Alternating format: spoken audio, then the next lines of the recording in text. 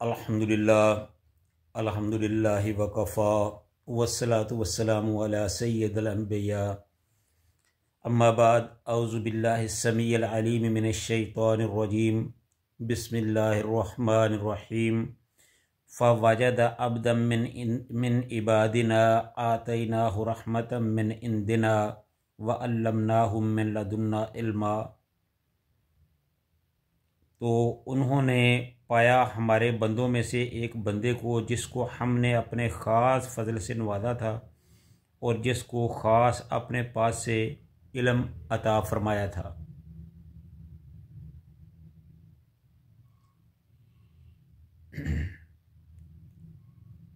ये सूरह कहफ की 65 नंबर आयत है। इससे पहले हम हज़रत मूसा और हज़रत खिज़र अलैहिस्सलाम का जो किस्सा है वो इस हद तक बयान कर चुके हैं कि जब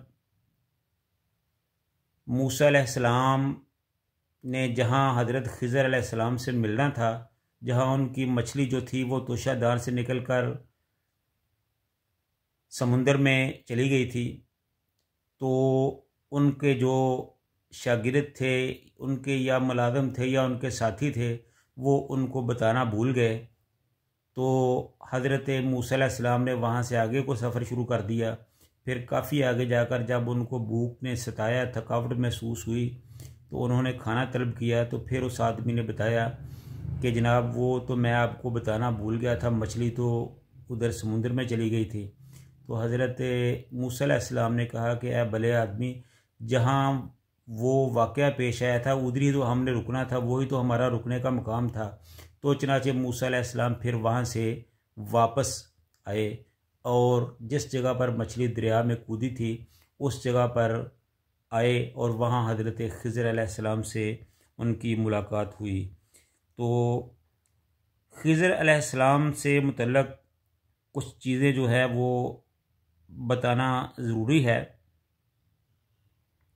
यहाँ इनकी मुलाकात एक ख़ास बंदे से हुई जिस पर अल्लाह ताला का ख़ास फजल था और जिसको उसने अपने ख़ास इल्म से नवाजा था। ये कौन थे?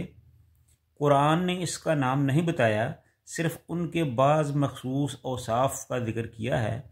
बाज़ हदीसों में इनका नाम खिज़र आया है।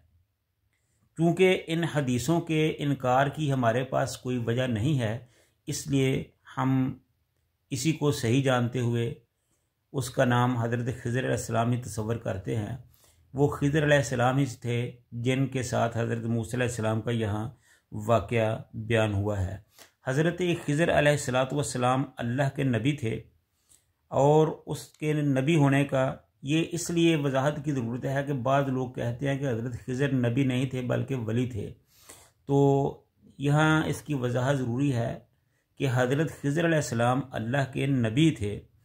वो इसलिए कि हज़रत मूसा, उसकी सबसे बड़ी वजह जो है वो ये है कि हज़रत मूसा अलैहिस्सलाम जैसे जलीलुल क़दर नबी बल्कि रसूल को अल्लाह उनके पास हसूल इल्म और हसूल तरबियत के लिए भेजता है।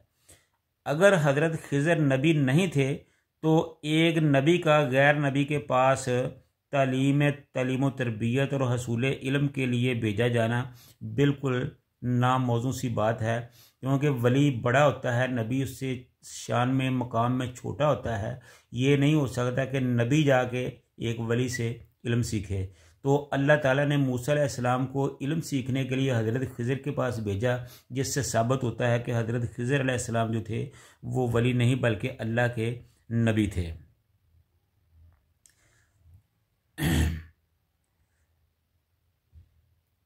अगरचे इस नाम का किसी नबी का जिक्र कुरान पाक या तौरात में नहीं मिलता, लेकिन ये चीज़ कुछ अहमियत रखने वाली नहीं है, क्योंकि कुरान पाक में अगरचे हज़रत खिज़र अलैहिस्सलाम का नाम नहीं मिलता। कुछ लोग कहते हैं कि उनका चूँकि नाम कुरान पाक में नहीं आया तो ये इतनी बड़ी बात नहीं, क्योंकि बहुत से अल्लाह के नबी ऐसे हैं जो नबी तो थे लेकिन कुरान पाक में उनका नाम मज़कूर नहीं है। तो महज इसलिए कि चूँकि उनका कुरान पाक में नाम नहीं है इसलिए उनको नबी नहीं माना जा सकता, ये एक ठीक दलील नहीं है। वो बहरहाल अल्लाह के नबी थे। यही हाल तौरात का भी है कि बहुत से जो अंबिया हैं उनका ज़िक्र तो तौरात में है, लेकिन उनका नाम जो है वो तौरात में मौजूद नहीं है। तो इसी तरह अल्लाह ताला ने अपने हर नबी को हर नबी पर किसी न किसी बात में फजीलत दी है। तो इसीलिए हज़रत खिज़र अलैहिस्सलाम की भी एक ख़ास फजीलत का पहलू ये है कि उनके पास वो इल्म था जो हज़रत मूसा अलैहिस्सलाम के पास नहीं था। ख़ुद हज़रत खिज़र अलैहिस्सलाम ने कहा कि मेरे पास वो इल्म है जो आपके पास नहीं, और जो आपके पास इल्म है वो मेरे पास नहीं, इसलिए कि किसी न किसी को कोई ना कोई फजीलत हासिल होती है। और हज़रत खिज़र अलैहिस्सलाम की भी ये फजीलत थी कि उनके पास ऐसा इल्म था जो उस वक्त मूसा अलैहिस्सलाम के पास नहीं था। और दूसरा उनके नबी होने का जो की दलील है वो ये है कि इनके जो औसाफ अल्लाह ने बयान फरमाए हैं वो हज़रात अंबिया ही से मुनासबत रखते हैं। मसलन ये कि वो हमारे बंदों में से एक ख़ास बंदा था। अल्लाह ताला ने फरमाया कि वो हमारे बंदों में से एक ख़ास बंदा था। तो जो अल्लाह का नबी होता है उनके बारे में ही अल्लाह ताला ये अल्फाज बयान करते हैं कि वो हमारे ख़ास बंदों में से एक बंदा है। क्योंकि बंदे तो सारे ही हैं, लेकिन जो नबी होता है वो ख़ास बंदा होता है, तो उन्हीं को अल्लाह ताला अपनी तरफ मखसूस फरमाते हैं। तो हमने अपनी तरफ से इस पर ख़ास फजल किया था। हमने इसको अपने पास से एक ख़ास इल्म अता किया था। अला हादिल कियास, उन्होंने ख़ुद अपने कामों से मुतल्लिक़ फरमाया कि मैंने कोई भी काम ख़ुद अपनी राय से नहीं किया, बल्कि खुदा के हुक्म से किया है। ये सब बातें दलील हैं कि वो साहिब वही थे और उनको ये ख़ास इम्तियाज़ भी हासिल था कि अल्लाह ताला ने उन पर अपने इरादों के राज खोल दिए थे। यानी ये सारी चीज़ें ऐसी हैं जो ये साबित करती हैं कि हज़रत खिज़र अलैहिस्सलातु वस्सलाम जो थे वो अल्लाह के नबी थे। और दूसरी एक ज़रूरी बात जो है वो ये है कि बाज़ लोग कहते हैं कि हज़रत खिज़र अलैहिस्सलाम ने आब हयात पिया हुआ था इसलिए वो ज़िंदा है। तो ये बात कुरान और सुन्नत की नसूस के ख़िलाफ़ है। हज़रत खिज़र अलैहिस्सलाम जो हैं वो ज़िंदा नहीं बल्कि फ़ौत हो चुके हैं। और इसकी सबसे बड़ी दलील ये है कि अगर हज़रत खिज़र अलैहिस्सलाम ज़िंदा होते तो वो रसूलुल्लाह सल्लल्लाहु अलैहि वसल्लम की खिदमत में हाज़िर होते, क्योंकि कुरान में आया है कि कोई ऐसा नबी नहीं है जो मौजूद हो और वो आका अलैहिस्सलाम की ताबेदारी करने वाला ना हो। अगर वो ज़िंदा होते तो वो नबी पाक सल्लल्लाहु अलैहि वसल्लम के पास आते, उनकी ताबेदारी करते, उनकी शरीयत को मानते, उनके कानून के मुताबिक अपनी ज़िंदगी को गुजारते, उनकी नबूवत में रहते। तो ये सारी चीज़ें चूँकि नहीं हुई, इसलिए हज़रत खिज़र अलैहिस्सलाम चूँकि हज़रत रसूलुल्लाह सल्लल्लाहु अलैहि वसल्लम की खिदमत में हाज़िर नहीं हुए, उनका हाज़िर ना होना ही इस बात की दलील है कि वो ज़िंदा नहीं हैं। अगर वो ज़िंदा होते तो रसूलुल्लाह सल्लल्लाहु अलैहि वसल्लम की खिदमत में ज़रूर हाज़िर होते। ये जो लोग कहते हैं कि वो ज़िंदा है, तो वो उनकी सिर्फ महज अपनी राय है, ये कोई दलील नहीं है। इसके बारे में उनके पास कोई दलील नहीं है। तो उसके बाद अल्लाह ने फरमाया काला लहू मूसा हल अत्ताबिउ का अला अन तो अल्लमने मिम्मा उल्लिमता रुशदा। तो मूसा ने इससे दरख्वास्त की, यानी मूसा अलैहिस्सलाम ने खिज़र अलैहिस्सलाम से दरख्वास्त की कि मैं आपके साथ रहना चाहता हूँ कि जो आपको अल्लाह ताला ने इल्म अता किया है वो मैं भी आपसे सीख सकूँ।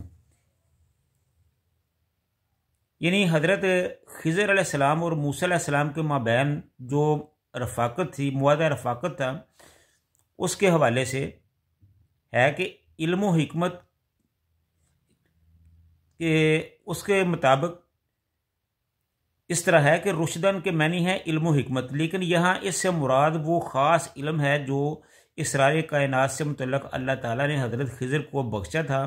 और हज़रत मूसा ने इनसे दरख्वास्त की कि वो अगर आप इस इल्म ख़ास में से जो अल्लाह ने आपको बख्शा है मुझे भी कुछ सिखाएं, तो मैं कुछ अरसा आपकी खिदमत में रहना चाहता हूँ, आप मुझे इसकी इजाज़त दीजिए।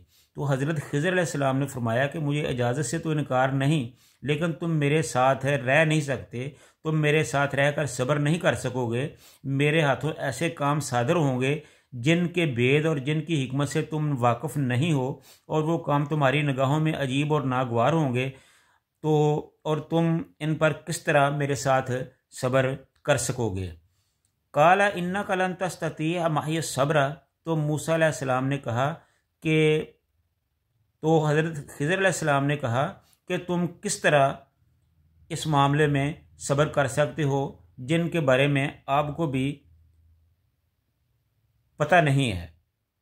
व कैफ़ तस्बिरु अला मालम तुहित बिही खुबरा, और आखिर जो बातें तुम्हारे दायरा इल्म से बाहर होंगी इन पर तुम किस तरह सब्र कर सकते हो। यानी मूसा अलैहिस्सलाम ने हज़रत खिज़र अलैहिस्सलाम से कहा कि मैं आपके साथ रहकर सब्र करूँगा, आप बेफ़िक्र हो जाइए, मुझे आप अपने साथ रहने की इजाज़त दीजिए। तो हज़रत खिज़र अलैहिस्सलाम फरमाते हैं कि आप मेरे साथ रहकर इसलिए सब्र नहीं कर सकेंगे कि मेरे से कुछ ऐसी बातें होंगी जो आपको जिनका आपको मालूम नहीं होगा, वो आपके ज़हन के मुखालिफ होंगी, तो आप उन पर बोलेंगे, सवाल करेंगे, तो इसलिए जिनका आपको इल्म नहीं, आप उन पर सब्र कर भी क्यों नहीं सकते। तो क्योंकि फितरी तौर पर जो नेक अच्छा आदमी होता है वो अच्छे को अच्छा और बुरे को बुरा कहता है, तो जो जब तुम्हारे सामने तुम्हारे दीन के मुताबिक एक गलत काम होगा तो आप उसको ज़ाहिर है उस पर मुझे रोके टोकेंगे, और ये चीज़ जो है ये हमारा एक दूसरे के साथ रहने के ख़िलाफ़ है। इस हवाले से मैं कहता हूँ कि आप मेरे साथ नहीं रह सकते। काला फ़इन इत्तबअतनी फ़ला तसअलनी अन शैइन हत्ता उहदिसा मिन्हु ज़िक्रा। तो हज़रत खिज़र अलैहिस्सलाम ने कहा कि काला फ़इन इत्तबअतनी, कि अगर तुम मेरी पैरवी करते हो, फ़ला तसअलनी, तो फिर तुमने मेरे से कोई सवाल नहीं करना, किसी किस्म की मदाखलत नहीं करनी, मुझसे कुछ पूछना नहीं है, सवाल नहीं करना। हत्ता, यहाँ तक कि उहदिसा का मैं खुद ही बयान करूँ, लका मिन्हु ज़िक्रा, तुम्हारे साथ कोई बात, यानी कि मैं अपनी मर्ज़ी से तुम्हारे साथ कोई बात करूँ तो करूँ, तुमने मुझसे कोई सवाल नहीं करना, तुमने मेरे साथ कोई बात नहीं करनी, मुझसे कोई बात नहीं पूछनी। तो मूसा अलैहिस्सलाम ने कहा कि हाँ बिल्कुल ठीक है, मैं आपसे कोई बात नहीं करूँगा। तो इस शर्त पर हज़रत मूसा अलैहिस्सलाम और हज़रत खिज़र अलैहिस्सलाम के माबैन जो था वो एक बात तय पा गई कि खिज़र अलैहिस्सलाम जो भी कहें, मूसा अलैहिस्सलाम उसके बारे में कोई पूछेंगे नहीं, उनको रोके टोकेंगे नहीं, उनके काम में मुदाखलत नहीं करेंगे। अगर वो ऐसा कर सकते हैं तो फिर वो मेरे साथ, हम एक दूसरे के साथ चल सकते हैं। लेकिन इस सिलसिले में भी हज़रत खिज़र अलैहिस्सलाम ने ये उन पर वादे कर दिया कि मैं आपको सिर्फ 3 मौके दूंगा, अगर आपने वो तीनों ज़ाया कर दिए तो फिर उसके बाद हम एक दूसरे के साथ नहीं रह सकेंगे। तो हज़रत मूसा अलैहिस्सलाम ने फरमाया कि हाँ ये बिल्कुल सही है। तो इस वादे के तहत हज़रत खिज़र और हज़रत मूसा अलैहिस्सलाम जो थे वो एक दूसरे के साथ चलने पर राज़ी हुए। तो इस तरह हज़रत मूसा और हज़रत खिज़र अलैहिस्सलातु वस्सलाम जो थे वो एक कश्ती में बैठकर अपने सफ़र पर रवाना हुए। तो उस सफ़र में क्या क्या वाक़यात पेश आए, ये तमाम वाक़यात हम अपने आइंदा प्रोग्राम में इंशाअल्लाह ताला बयान करेंगे। अल्लाह ताला सही सही बयान करने की तौफ़ीक़ अता फ़रमाए। व आखिरु दावाना अनिल हम्दुलिल्लाहि रब्बिल आलमीन।